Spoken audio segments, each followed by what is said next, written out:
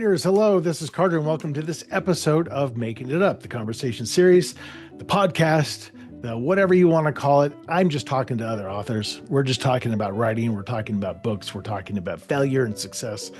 We're talking about the agony of, of not having anyone appreciate our work and then figuring out how to turn that around. Really, we're talking about the writer's journey rather than people's specific books. I love hearing about writer's journey, and my guest today has a great journey, and I can't wait for him to share it with all of you. Before I get to that, just a couple quick announcements. If you are interested in learning from thriller authors, the craft of writing dark suspense, think about coming to my Unbound Writer Paris retreat. So I'm being joined by Alex Finlay, Clemence Michelon, and a special guest, Riley Sager and Abby Dunn of Crime by the Book. Next, May 3rd through 6th, 2027, in Paris, France, for 4 days of craft and writing. It is going to be awesome. I'm so excited. Spots are already filling up a lot. We're going to be limiting this to like 20, 25 people because we want to keep this intimate. We want to make sure every student has a lot of one-on-one access with the teachers. So if this is something that might be of interest to you, check it all out at my website, unboundwriter.com. And while I'm at it, I'm just going to plug my next book, When They Find Me, comes out November 10th of this year, 2026. It's getting a lot of buzz. I'm very grateful and thankful for all of that. If you're interested in pre-ordering, just check it out at my website, carterwilson.com, and you can read all about it and see if it might be up your alley.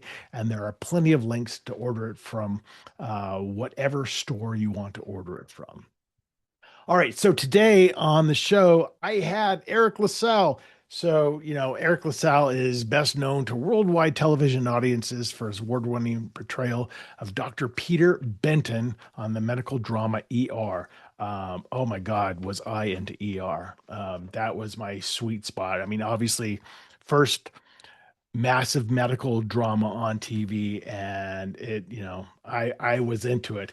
And Peter Benton, Eric's character, kind of a dick.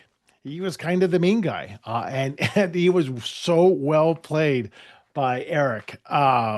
So Eriq went to Juilliard at NYU's Tisch School of the Arts and did Broadway, a lot of film. He was with Eddie Murphy in Coming to America. He was with Robin Williams in 1 Hour Photo, Hugh Jackman in Logan.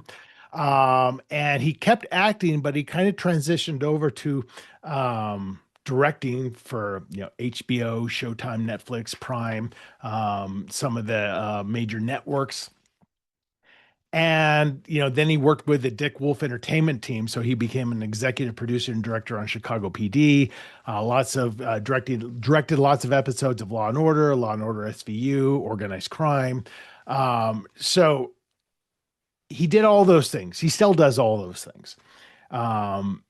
But some time ago, he's like, I'm going to write a book. As he talks about in this podcast, that desire to write was always with him, even going back to 8, 9 years old, going back to 14 years old when he wanted to write the school play rather than audition for it. So that God, we see this time and time again. If you're a writer, it is going to come out of you one way or another, kicking and screaming at some point in your life. As he described it, from like 14 to 50, he was kind of on the acting, directing, producing side of things in the film and TV industry. And then at 50, he became the writer. So it does come out of you one way or another. And he started out by self-publishing, and then same publisher I'm with, Source Books, Poison Pen Press, acquired his older books, and the first couple books in his series, and are re-releasing them along with his newer books in the series as well. And his latest book, it's not out yet. It's going to be out in September. It's called Laws of Solomon. And it looks amazing. It's a martyr maker novel. So it's one of his books in his series. And it's so great to hear him talk about, it's very fascinating to hear him talk about his journey, which is similar. It's surprisingly similar to a lot of writers' journeys, right? There's the self-doubt. There, am I good enough for this? Do I know what I'm doing? And on top of that, you have almost the perception of like being known in another industry can almost create this dismissal when you try to do something different. So he had to fight against that as well. And again, as he says in the episode a couple times, he's not feeling sorry for himself, but there are real struggles that he's had. It's not just because you're well known in one industry, you can just, get traditionally published right out of the gate. It doesn't translate that and like that, and it's interesting to hear him talk about it. So it was a fascinating conversation. I could have gone on a lot longer with him. This is one to listen to for sure. This is my conversation with Eriq La Salle.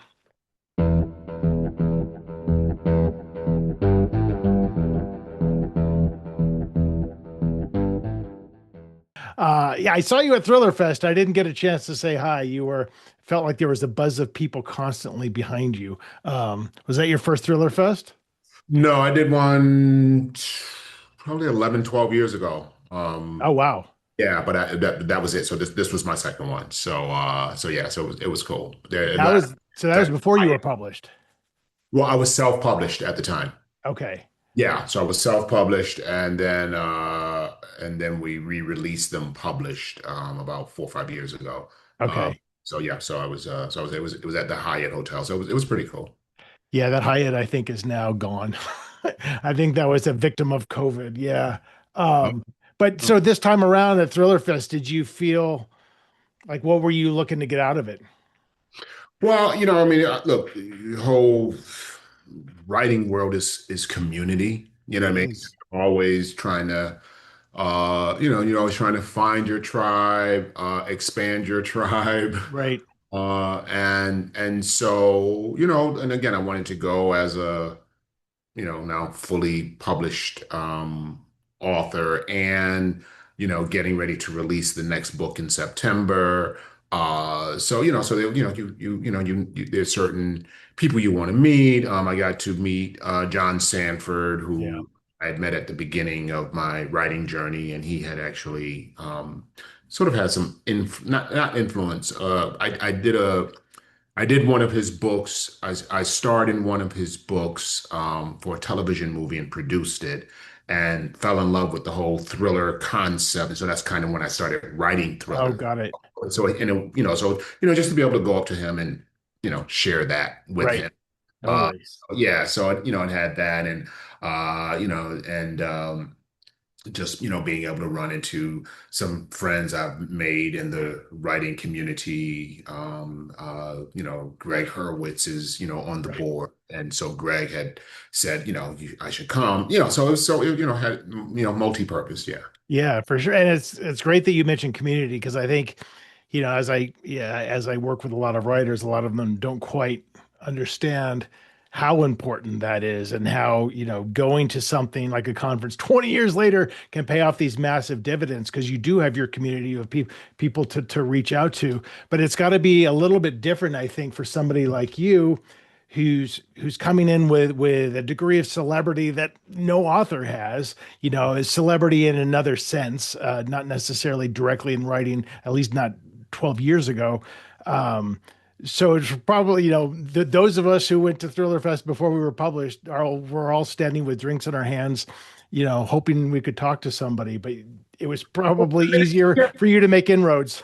Well, I mean, yes and no. I think that there's sometimes I think sometimes there are misconceptions about celebrity, and that's always a weird word for me. I don't, Sure. Okay. but whatever you want to call it, it is what it is. But the point is, sometimes with that, and this is not in any way, woe is me. I love my life, I love what I've done, etc. But I think sometimes there's a misconception about that whole thing because sometimes it's actually more difficult or it can be equally, it has its own challenges. How about that? I don't want to Yeah. take Yeah. away Yeah. someone else's journey and the challenge that they have on their journey, but you also don't want people to take away from the challenges you have on your journey. And what you find is because you have a name in another industry, sometimes it's harder for people Hmm. to see you in this other and take you seriously. You Yeah. know, they're because they're like, oh, they don't, oh, look at this person, aren't they cute trying to now be an author? Right. Yeah. Look Yeah. at this, and if if you look at, basketball, there have been a few, Bo Jacksons, Michael Jordan, Right. uh, Crossovers. Yeah. crossover people that played, double sports and Deion Sanders, those. But in general, I think there's a lot of doubt. I think there's a lot of people that just like, oh, you're not going to be able to do both of them, and you're not going to be able to do both of them well. So Right. I think there's a sort of reticence. I think there's this reservation to judge you, to welcome you. And don't get me wrong, um, I've never been made to feel unwelcome in any community. I just want Right. to keep perspective. But my point is, I can feel a shift having done this now and Hmm. having done I'm still doing the homework, still learning, but I'm showing up at these things. So I'm not just some actor, director who kind of wrote a book and expected whatever. It's just like I put in the work. Right. So when people start seeing it, oh, wow, yeah, you were at Bauschakon, you were this, or you're doing this, or you're reading, you're like, like you're putting in the work.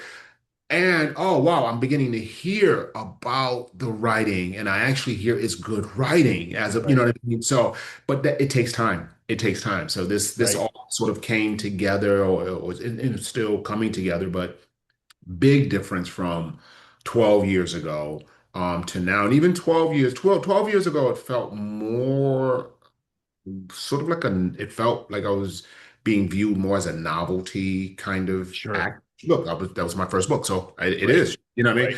Right. But I don't think people were like, can he, the question is, can he actually write? Right. You know Right. what I mean? And Right. so, and now it's like, oh, well, actually, you start getting some reviews, you start getting some buzz, people start talking about it. So then now you're looking at it differently. So that's just been, my journey and what I've been experiencing. Yeah, I think it's very similar to a lot of people's journeys, not with the necessarily other industry success that other people would know about, but just the general sense of imposter syndrome. And I know I certainly went through it when I started writing. This a sense of like, I don't know what I'm doing and I'm trying really hard and I get lost in the shuffle. And I know you even noticed on your website, once you start getting, if you're fortunate enough to get like starred reviews, for example, there's something there where you're like, all right, I don't suck. I'm okay at a certain level. I can hang out with the people who are doing this and then building from there. And that's what it took for me. I mean, it took hitting bestsellers list before I finally like, okay, maybe I'm not terrible at this. Right. Yeah. It's a journey. And that's the thing. And you have to figure out what your journey is. And sometimes every corner you turn, you go, okay, I feel a little better. And sometimes you turn a corner and you feel like you've taken a couple steps back. But you do feel if you're dedicated to the craft and you have some talent, you definitely feel each corner or most corners feeds progression Right. and movement forward. You know what I mean? I do. Yeah, Yeah. yeah, And, yeah. and progression over the things you can control, which I imagine there's a massive similarity in the entertainment industry. I mean, books are obviously entertainment industry as well, where you can absolutely hone your craft, get better, you see tangible results, but you're still at the whim of, is anyone interested in me? Maybe you did something great and then nobody wants you or whatever. And man, that is the underscoring life of an author, as I would imagine it would be in film and TV. It is. I mean, look, when I made the transition from actor to director, um, there was a little hesitancy. I could feel it, I mean, until people started going, oh, he can actually direct, it's like Right. at the point it's just, oh, he's another actor who wants to do this or whatever. And I tried to be as strategic about it as possible. I resisted directing ER as my first Oh, thing because I was like, oh, that's I haven't earned that from the perception is that, oh, he hasn't earned it. He's one of the stars on the show, so they gave it to him, and so I did a more difficult route. I went out and shot some short films and showed them to the right people. And so my debut directing thing, my directorial debut was an HBO movie, Hmm. which means you have to earn that. You Right. know what I That's a mean? big swing. That's a big swing, you know what I Right. mean? But again, I was trying to be very strategic and intentional. So there was a period where people were like, oh, and then I remember when people, oh wow, he's a really good director. So if and that's within the um same class or the same framework of art. So to make a greater leap from entertainment to publishing, Yeah. yes, you're going to get a little bit more resistance. And like I said, look, man, I'm not here to, I'm by no means, whoa, it's been so hard for me.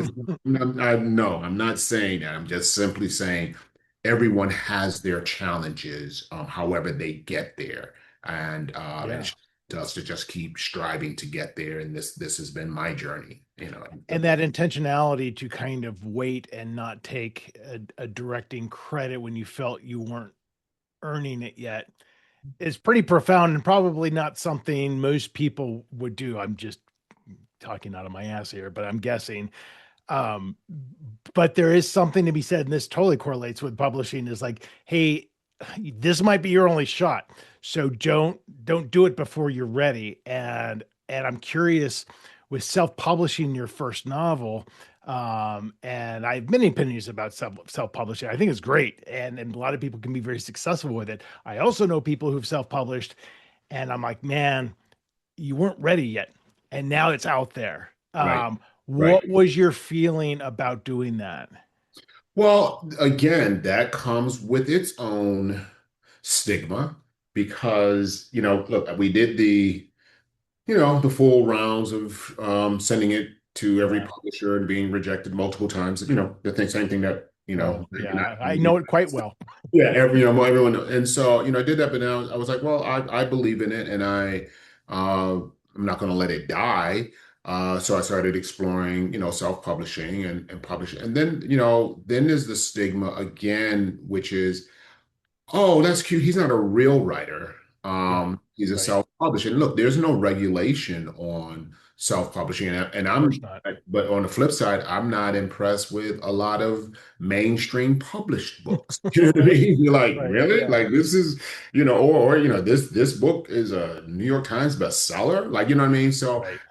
but you have the quote unquote legitimacy of it being a New York Times bestseller. You have the legitimacy of a big five publishing house behind you. You have the legitimacy, whereas when you self-publish, you don't really have legitimacy. You know what I Yeah. mean? It's a pool that anyone can technically jump in. So there's Yeah. no, it didn't have to go through anything. Even bad books in publishing still went through some people laying eyes on it. You know what I Right. mean? Some Right. scrutiny, and again, whether there are plenty of books that I go, okay, am I missing it? Whatever. Right.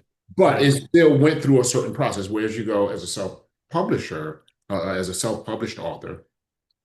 the perception is like, okay, you just jumped in, no, there was no regulation. So it's kind of it's cute, Yeah. he's a self-published author. And I want to be, to get real here. I have to check myself sometimes when someone tells me they're self-published. I have to check myself that I Right. don't dismiss them. That I don't, Right. oh, that's, you know what I mean? Now that I'm a published author, I've got to check myself and be like, hey, now you and I both know 9.5 out of 10 of these self-published books are going to be not great. You know what I mean? Right. And so, but some you go, oh wow, that actually is pretty cool. You know what I mean? Some And get picked up and get re-released by source books. exactly. So yeah. So but that's just it's just human nature. You know what I mean? It is. Yeah. I work with a lot of writing students and like the idea of like it's so interesting. The idea of letting go is so interesting to see. Like you said you saw, this is a great book. And I can objectively, as best as I can, tell that this is a solid book that it deserves its place. So I'm going to do something with it. in my case, I was so insecure that I wouldn't self-publish because I needed somebody to tell me I was good enough to be traditionally, but I didn't care how small the house was, Right. just, but that came from deep insecurity of my own. And I think that, so it's commendable, I think, to recognize, hey, this thing is as good as anything I'm seeing out there being traditionally published. So let's find an avenue for it. And I don't think a lot of people have that confidence in themselves Well, from a writing perspective. yeah, but you also have to have, again, before I had the authors community, I just had a community of friends and readers, people, but the friends that read really Yeah. read and were critical and were opinionated and intelligent. And so, when you start sharing the book with them, you have to be willing to hear their truths. Yeah. And you have to give them the freedom to tell their truths so that they don't, you can't be so hypersensitive that no one wants to tell you, the baby's ugly. You know what I Right. mean? And that's up to you to find the right people who are going to be willing to do that. Exactly. And so I was able to do that.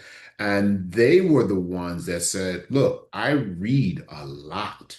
And this book is as good as the stuff I'm Yeah. reading. That's the kind of confidence that you start going, oh, and so I don't know if it's confidence or it's just reassurance or whatever it is, but then you start going, oh, okay, cool. Like Right. I Right. hope so and I thought so. But now you're getting some validation. And then you and I both know there's no validation like legitimate, Right.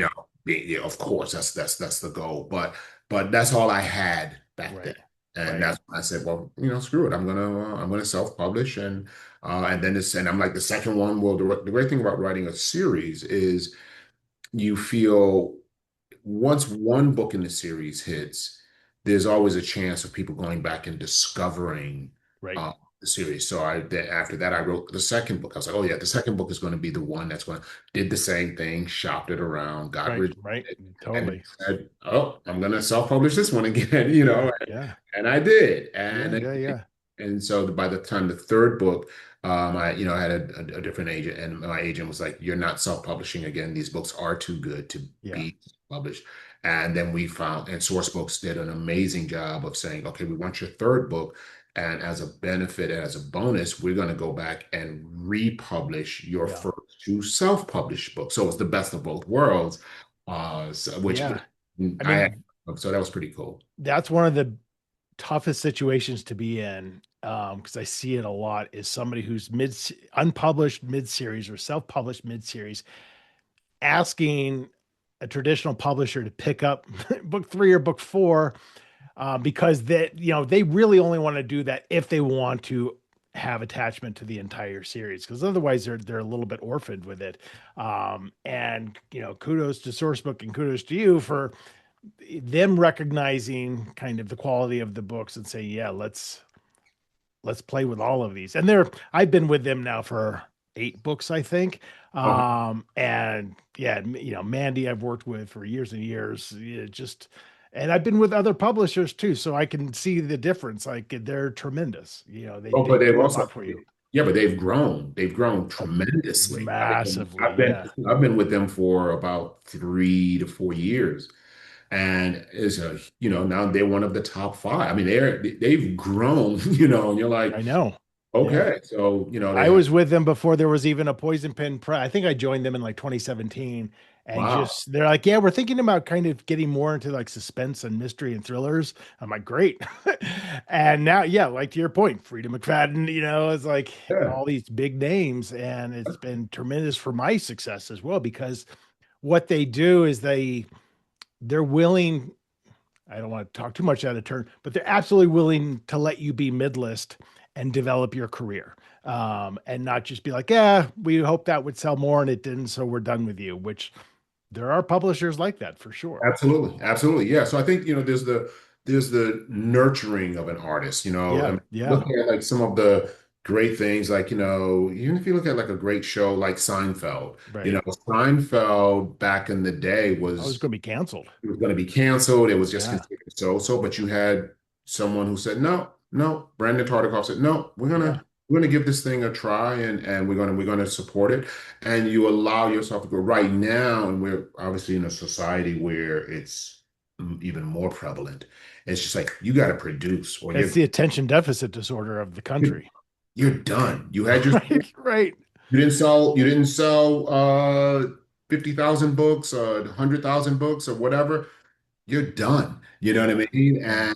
And then, it's weird. So you just got to keep, trying to find people that get down like you, that believe the way that you believe. Okay, you know what? I'm going to take our time here. Let's get it. So I think it is a benefit. Yeah. And so, and then when obviously, and we're not going to go through your whole childhood or anything, but you clearly, I'm sure from an early age had a very creative mind, probably didn't know how to channel it. Like, where do I go? What do I do with all of this? And looking at your career, at some point, you obviously sat down and wrote a novel, which is a tremendously difficult thing to do, regardless of your background. Was that an aspiration you had always had, or was it just as more and more you were exposed? I know you were doing writing within the film and TV industry. Was it something like I want to see if I can do this? Yeah, I mean, it's sort of a twofold story because um, before I thought about being an actor, I wanted to write. I knew how to write before anything, and so I think 8 years old, 9 years old, you're writing, and at that time I'm writing poetry, and Right. and then you get older. So I was much more comfortable with Hmm. that. And then at 14, as a freshman in high school, I saw that they were having auditions for a play. And I had this fantasy that I would be able to write this amazing play and it would be performed and I would be, you know, the hero and all of that stuff. And I went and the director was, I told him my great plan. I was, oh yeah, I want to write. He was like, yeah, listen, we're having auditions. Do you want to audition or not? And so I auditioned, and that's when the acting bug bit. Hmm. And so then you figure from 14 years old up until technically 50. Wow. It was about acting, directing, and so I wrote my first novel at 50. So it was cool. Now, look, of course, I've been writing short films in between. I've been, Right. experimenting with You writing. understood story, It was obviously. the understood story, yeah. So, but then to then sit down and say, okay, I want to actually, write this novel. But then you kind of deal with the who am I to write a novel? Right. It's one of the most Oh, totally. revered, it's one of the most revered things in our society. It's always for people smarter than us Right. that were born in some smart vacuum that we weren't born in. Right. We got our MFA. You know what I mean? Of course, and Right. that's your thing, and before you really know it, and you go, well, who am I to write? And I personally, I went through the Harvard public school system, Yeah. and although I had great teachers, it was, definitely not the um, best education. And so I'm much more, in certain ways, more self-taught. But again, who am I, this, skinny, bow-legged kid from Hartford, Connecticut? Who are you to, think you can write a novel, And Totally. so you go through that and then you try it and the first thing I did, I gave it to some friends and it was really weird. I don't know if you've ever experienced this. Um, there was no response. I'd given the story to people. They almost pretended like I never gave it to them. It Oh just my God. That's like horrendous. it That's didn't horrifying. work.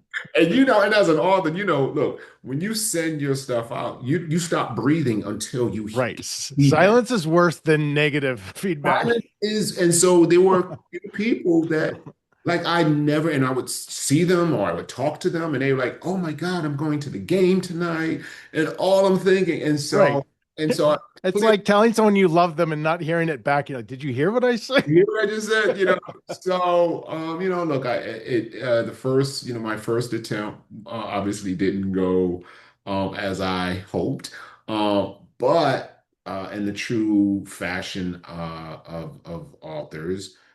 we always like to try to save things. So I did salvage the concept of part of the part of the story, and I made that a B storyline in my first book. It's a love story. Yeah. And so I was like, oh, I want to do a thriller and I'm going to have this love story element. So I took the concept of that and put it in, so I was able to use it. But and then that one was, received well. That's when people started going, oh my God, this is really, really interesting. This is really tight. This is really Yeah.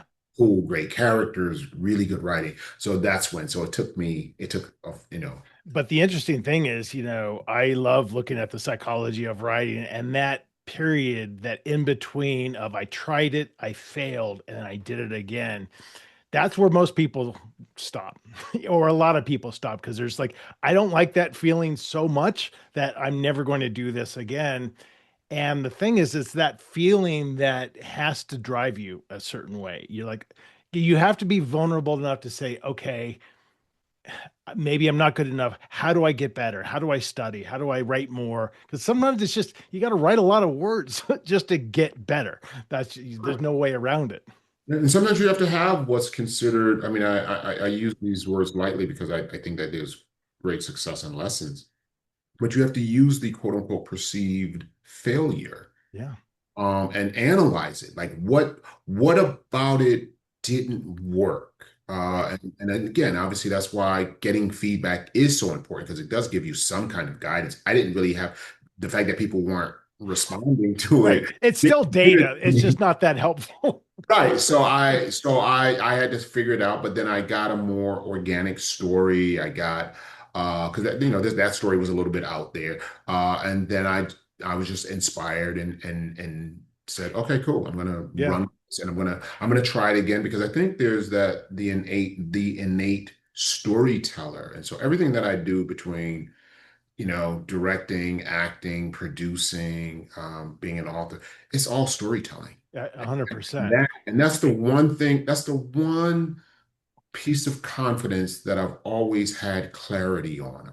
I'm a storyteller. You know how to tell a story. Know Yeah. how to tell a story. That's so when you think about like what saves you, sometimes it has to be just one thing that Right. saves you in the midst of your perceived failure. You go, well, yes, I know that didn't work. I know I burned the cookies, but you know how to bake. You know what I Right. mean? I Right. know how to I know how to whip stuff up. Now I just got to learn how to manage the oven part of it. You know what I mean? Right. Yeah. Right. So So when that first book, and then you said you took some elements of that as a B story for the next book, and you said I knew it was going to be a thriller. Was that first book a thriller? And where, yeah, because I know you have a lot of obviously producing credits around Law and Order, Chicago PD, kind of darker TV.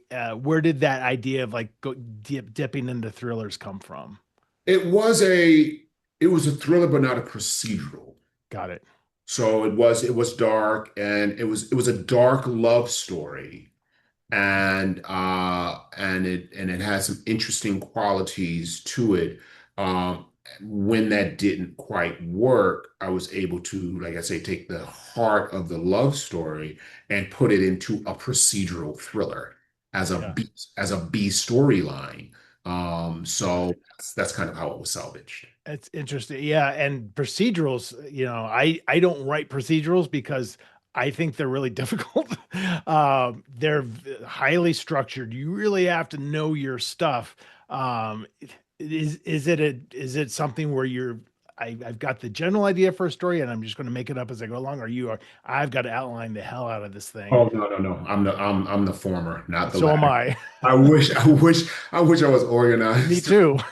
I'm always a little jealous, but then at the same time, I love how the magic hits us when we're I think we have to honor how our own brains work.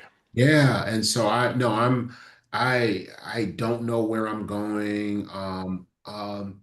As a matter of fact, with my very first book, Laws of Depravity, I started with the I started with the antagonist. I knew who Mhm. the antagonist was before I knew who the protagonist Right. Which is and fascinating. That protagonist. probably says something about your own psychology. Yeah, yeah, exactly. I was, I was in my office and just randomly read this story, which I didn't know at the time. It's not in the Bible, but it is a part of religious historians tell it all the time that all of Jesus's disciples were brutally murdered, Hmm. hanged, decapitated, torn limb from limb. They died horrible, horrible deaths, Right, and crucified. Yeah. they weren't 12; they were actually 20 something. They were the lesser and the minor. So anyway, so I'm reading this story, and I was like, wow, that's fascinating. And then I just literally just came to me. I said, wow, wouldn't it be cool to have a modern day serial killer killing people in the same fashion that Jesus's disciples were murdered? And Hmm. and so that led me to my antagonist, and then I was like, oh, this guy's gonna be really, he's killing fallen priests, he's killing, it's like the movie Seven, he's preaching a sermon in Right. his. Yeah. Yeah. Yeah. And so I ran on and didn't have it fully developed, but enough to know, okay, that's what it is. And I was like, oh, who are the heroes? Well, now I've got to count. So it comes to you any way it comes to you. But I love it coming to you. I love the fact that I don't do index cards and that you Right. know, Me neither. it's frustrating at times, of course. Yeah. At the same time, like I just got inspired. I'm writing book 5 of the series now. Book 4 comes out in September. So I'd like to have this ready so that we can release this 6 months later. So I'm writing book 5. I'm 3/4 of the way through. I've been getting jammed up for the last couple of weeks. You don't feel like you're flowing as much as and then today, breakthrough, and I'm in Yeah. there writing, and my assistant comes to you got to jump on the Zoom. I'm like, okay, I'll be right there. But I Yeah, love. because it has to be kind of just percolating in the background, and you have to honor that, I think. And forcing the ideas out by just sitting there and thinking it doesn't work. Yeah, it You doesn't. know, You go on, I get up in the morning and I like writing and beautiful view, but I also, sometimes I just get up. I'll go on a morning walk, and I call it, a writing walk. You know what I right. mean? Totally. And you come back and you're like, oh, and you put it down. So, however, and some of the stuff was working, some wasn't. And then, like I said, today brought me from this point to the next point, and so I want to go out strong. So, I'll take that over the here are my index cards. Let me outline this. Right. uh, Totally. yeah, I Totally. I love this. Yeah. So A similar story I have to tell you real quickly. So my first 3 novels didn't sell. I got told my heroes were too weak, et cetera, et cetera. I read this a Foder's Guide to Israel, and they were talking about this thing called Jerusalem syndrome, just kind of attaching it to the religious aspect of what you were talking about, where it's a real syndrome. I mean, like maybe 20 people in history have ever had it. People go to Jerusalem and they get so overwhelmed by the religious significance of that city that they go temporarily insane. And they start preaching gospel. They just really out of character. They get home and they're fine. It's a really bizarre thing. And so I thought, like, what if you got home and you weren't fine? And so my very first book that sold was about a serial killer with Jerusalem syndrome who was convinced he could bring about the second coming of Christ if he found the right people to crucify. So he just went on a journey seeing signs and things and crucifying people. And that book started with my villain too, because I was obsessed with the villain. I'm like, I love this guy. He's so interesting. And that yeah. was the first book that sold. Yeah, no, that's like right up my alley. That like that's exams. That's the kind of that's the way I think. Think you and I have sort of similar genes, mentally, because that's exactly the way you go. Wow, what happens if he Right.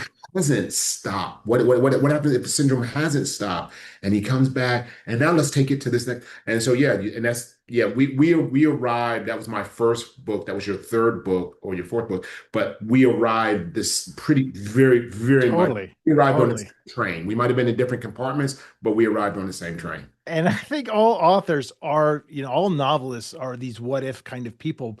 But when you start looking at suspense and thriller and horror authors, that what if always is in our head is like always goes to the worst possible Yeah. scenario. And I don't know why our brains work like that. I'm very convinced it's this Jungian psychology, shadow work, kind of like we're processing, our own dark thoughts through our literature. I don't know what it is, but my what if is always like, a really horrifying what if. Well, I think our what ifs, ironically, probably have as much to do with technical structure than anything. Our Hmm, what ifs are great because we know the higher the stakes, the more interesting the story. that's just it. So to me, it's more technical. It's like Right, we do a what if to go here because we know if we go here, it's a compelling story. right, If if you only what if it here and right. it's safe, then but if you go here and you're like, okay, this guy comes back to the world and it's not a temporary thing, it's a permanent thing that he does. So what do you do? We're just raising the stakes of that Right. original concept. And I think, my mentor, my late mentor used to always tell me, you're only as interesting as the problems you're trying to solve. Oh, that's great. I love that. So I think we set up some big problems to solve, but that's Right. what makes a compelling book. I think so too. And I think thriller writers, especially aspiring authors, need to understand those stakes don't have to be the world's going to end. Because I think a lot of people think, well, that's a big stake, but that doesn't make it an interesting story. My what if is usually the stakes for one person.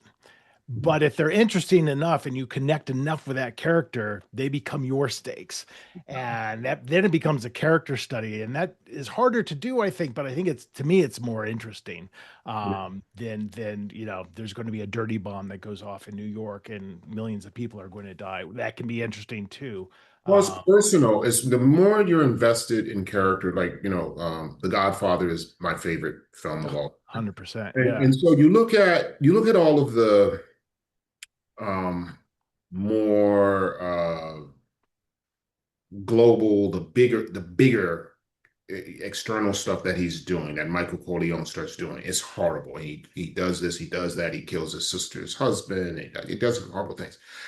One of the most heartbreaking moments is the very end, is when he lies to his wife. Right. So Right. that the crime of lying to Shuts his the door. wife and shuts the door in her face, Right.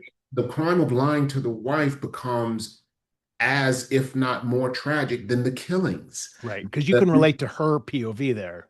Right. And you realize, because what you realize when you do great character development, I think that the reason that film is my favorite is because they were firing on all pistons as far as I'm concerned. Yeah. But what you realize is that we're witnessing the selling of his soul.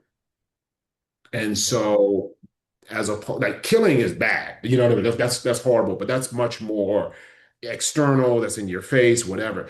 To quietly see this guy lying to his wife when he says, you can ask me this one time, no, I didn't do it, and we know he did, and we go, oh, he is completely corrupted. So it depends on how one approaches character.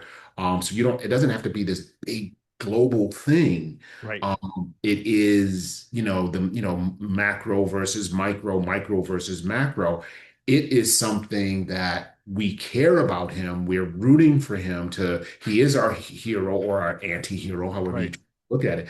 But at the end of the day, we don't want him to lose his soul. We Right. don't want him, in our minds, maybe, okay, fine, he did what he had to do for the family. He's going to go live a beautiful, legitimate life that he keeps promising her. And you realize in that moment, that's it. So Right, it's right. And Breaking Bad is a modern day version of that. exactly. So I, yeah. I don't know if you ever read the book, the nonfiction account, Take the Gun, Leave the Cannoli, about the making of The Godfather and buying the book rights and attaching Francis Ford Coppola. It's fascinating. It's if you're into that kind of thing, I highly recommend that book. Okay. And that's Um, that's the name of the book? yeah, Take the Gun, Leave the Cannoli. Okay. All right, I'll look it up. Yeah, yeah. Well, Eric, we're going to wrap up. Before we do, we're going to do a quick storytelling of our own. I don't know if you were warned about this part, but it's a quick impromptu storytelling. I have three books that I've chosen somewhat at random from my bookshelf. We're going to choose a book, choose a random sentence from a random page. I'm going to read that sentence, and that'll be the first sentence in maybe a 2 minute long short story where we just alternate sentences back and forth until it just is so bad that we have to stop it. It's always a shit show, so it'll be fine. I've got J.D. Barker's The Fourth Monkey, Lisa Gardner's Kiss Her Goodbye, and Victor O'Reilly's Games of the Hangman. So choose one of those. Let's go with Lisa Gardner. Okay, she is tremendous. Have you met her? She's great. I have no, not directly, no, but we've actually exchanged uh, Okay. social media stuff. Yeah, She's a tremendous person. Give me a page between 1 and 398. give you a page between 1 and 398. Yeah. Let's go 220. Okay, so I'm going to quickly scan 220. Um, Let me just find a sentence that might work here. There's a lot of dialogue. Um, all right, I'm just going to read this, and you can do whatever you want with it. Um, Both men stare at me blankly. Not knowing that I have a gun under my seat. I'm used to men making these kinds of assumptions about me. Maybe it's because I'm only 5 feet tall. Maybe it's because I barely weigh 100 pounds. But one of the biggest joys I ever get in my life is proving I'm a threat when no one thinks I am. They have no idea the pleasure that I get, the stalking, when they realize they're the ones being stalked by my small size, by my vulnerability, by my perceived weakness. And little do they know that these are all things that's going to ultimately do so much damage to them. And I am going to enjoy every single blood drop. The smaller one looks at the larger after they remove their blank stares and grins and mutters something under his breath. They're both very relaxed. I think they're thinking about what they're going to do with me first. In the meantime, I'm thinking about which one of them I want to take out first, which one I want to spend the most time with. I think the short one should live longest. It reminds me of one of my favorite movies with Arnold Schwarzenegger when he was holding Sully over. This was Commando. And he said, "Remember when I told you I was going to kill you last, Sully? I lied." That's what I think of when I look at this short man.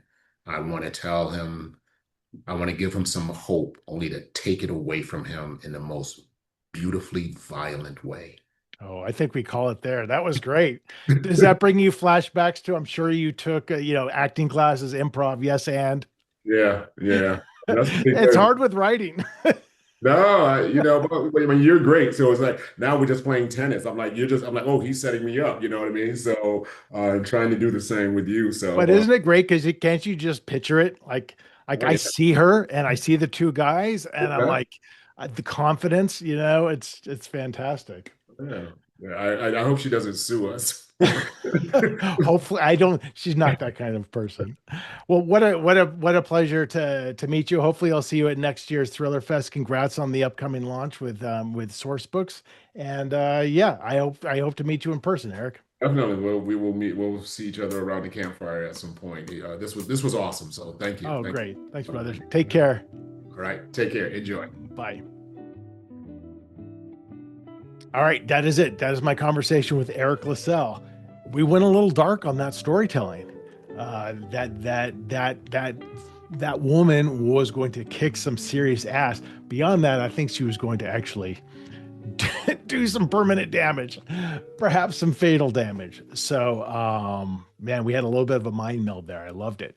Um, as a reminder, Eriq's new book coming out in September is Laws of Solomon. If you want to check out that book and all the other books in his series, head on over to his website, which is IamEriqLasalle.com.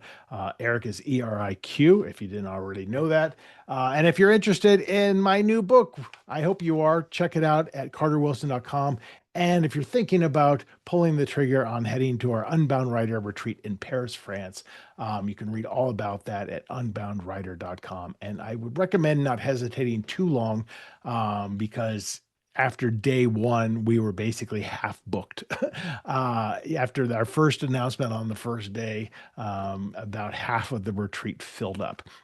So we expect that it's going to hopefully fill up fingers crossed. All right, that is it for now. That is it for this episode of Making It Up. It was a great one with Eriq La Salle. Keep listening. There will be another episode out just next week. In the meantime, take care.